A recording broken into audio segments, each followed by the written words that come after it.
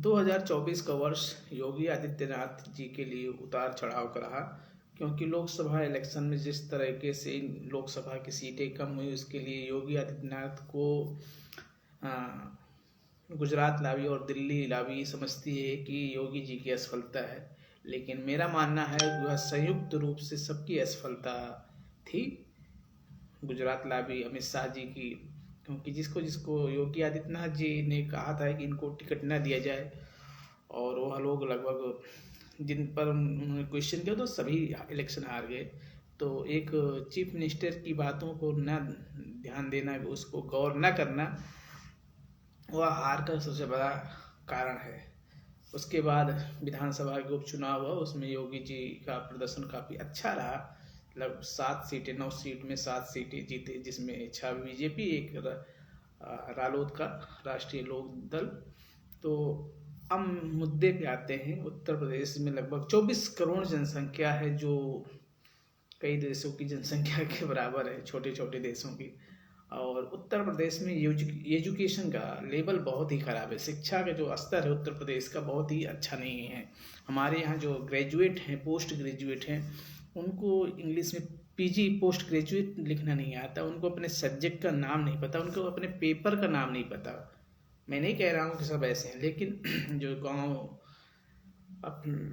Remote area के हैं, उनकी कंडीशन बहुत अच्छी नहीं है। उनको कमर्शियल ट्रेनिंग कराई जाए, इंटर के बाद उनको ऐसे ट्रेनिंग प्रोग्राम, स्किल प्रोग्राम चलाए जाए। और उत्तर प्रदेश में जो शायद जहाँ तक मेरी जानकारी है, टॉप 100 यूनिवर्सिटी में तो भारत को कोई यूनिवर्सिटी, भारत के जो विश्व की टॉप 100 यूनिवर्सिटी, उसमें भारत का शायद कोई यूनिवर्सिटी नहीं है।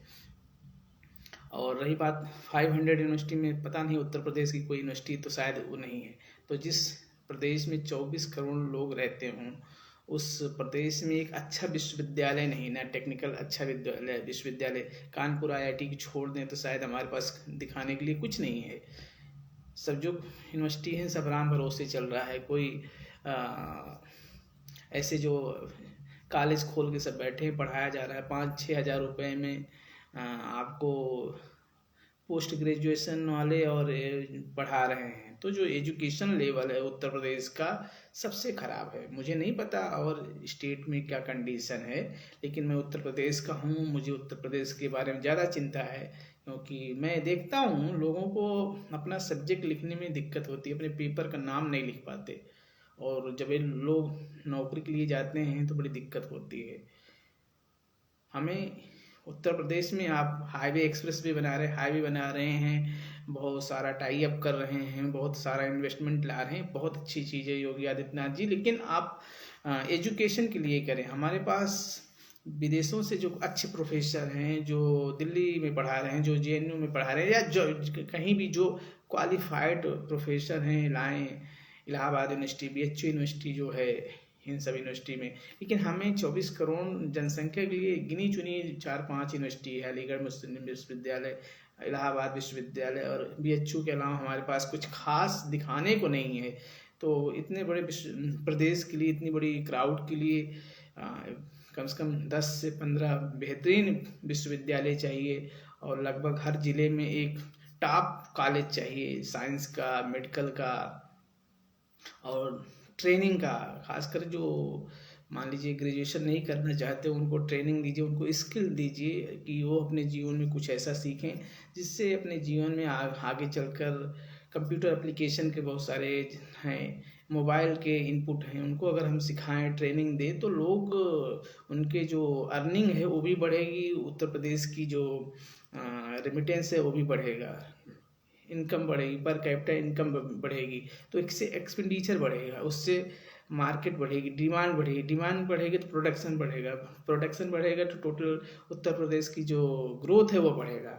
तो आप शिक्षा जब देंगे तो शिक्षा से सिर्फ आदमी एजुकेटेड नहीं होता, एजुकेशन से, उसकी स्किल डेवलपमेंट से वह वैल्यू एडेड करता है। शिक्षा से व्यक्ति विकसित बनता है, विकसित होता है तो अर्निंग करता है तो डिमांड बढ़ती है, कोई किसी के पास पैसा आता है तो डिमांड बढ़ती है, जब डिमांड बढ़ती है तो प्रोडक्शन बढ़ता है तो एम्प्लॉयमेंट बढ़ता है तो फिर वो साइकिल बन जाती है। नहीं तो क्या होता है कि आप कोई भी नया उद्योग लगाएं, अगर डिमांड ही नहीं रहेगी तो क्या होगा। तो हमें जो बेसिक रूट है, हम 5 किलो अनाज दे रहे हैं, बड़ी अच्छी चीज़ है, देना चाहिए, जब तक मन कहे तब तक दीजिए, कोई इसमें दिक्कत नहीं है। लेकिन शिक्षा दीजिए, शिक्षा से लोग बेहतर बनते हैं, शिक्षित होते हैं तो प्रदेश विकास करता है, विकास करता है तो डेवलपमेंट होता है।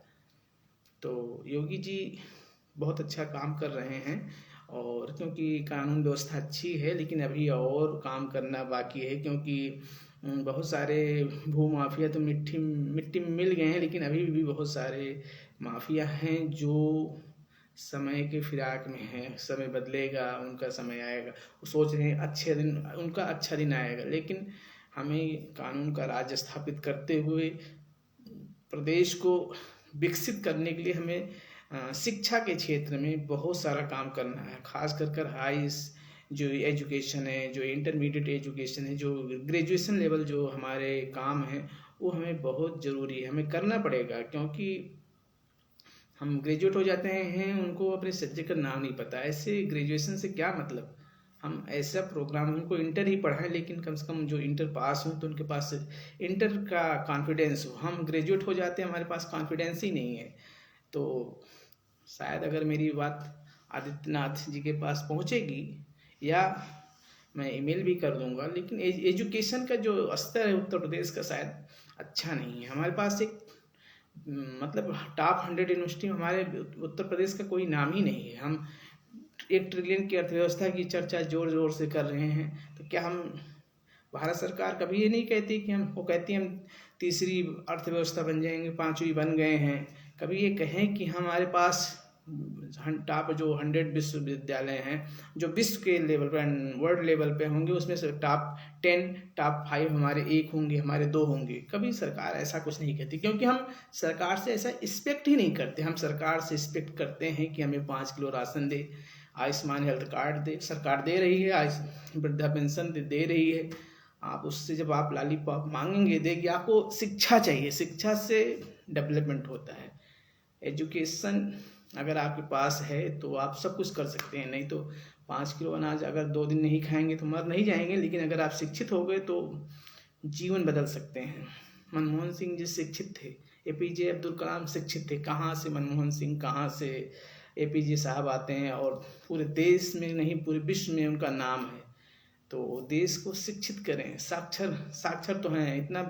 हम कभी किसी दिन बात करेंगे उत्तर प्रदेश के प्राथमिक विद्यालय के बारे में, क्या कंडीशन है, बड़ी बड़ी कंडीशन खराब है।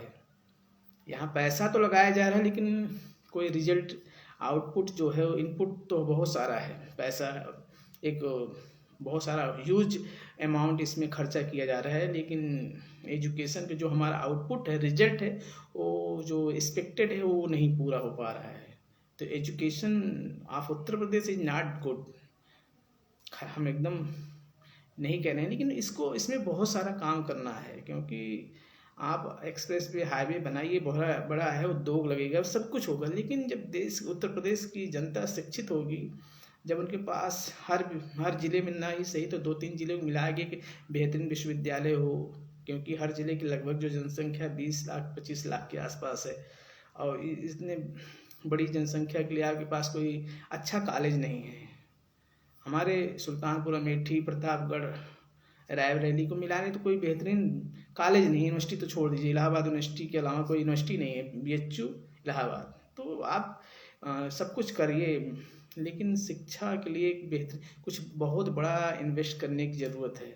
और लगभग मुझे लगता है कि एक 100 किलोमीटर के पेरीफेरी में, परिधि में 100 एक विश्वविद्यालय होना चाहिए कम से कम उत्तर प्रदेश में। अगर हम 5-6 जोन में बांट दें तो हमें agriculture university, science university, medical university and literature university, और जो एडवांस जो टेक्नोलॉजी आ रही, जैसे मोबाइल कम्युनिकेशन का, कंप्यूटर का, इसका भी हम अगर ट्रेनिंग प्रोग्राम टाइप का कुछ अगर बड़ा इंस्टीट्यूट खोल पाएँ सरकारी लेवल पर, और हो सकता है उस पर पीपीपी मॉडल हम कर सकते हैं।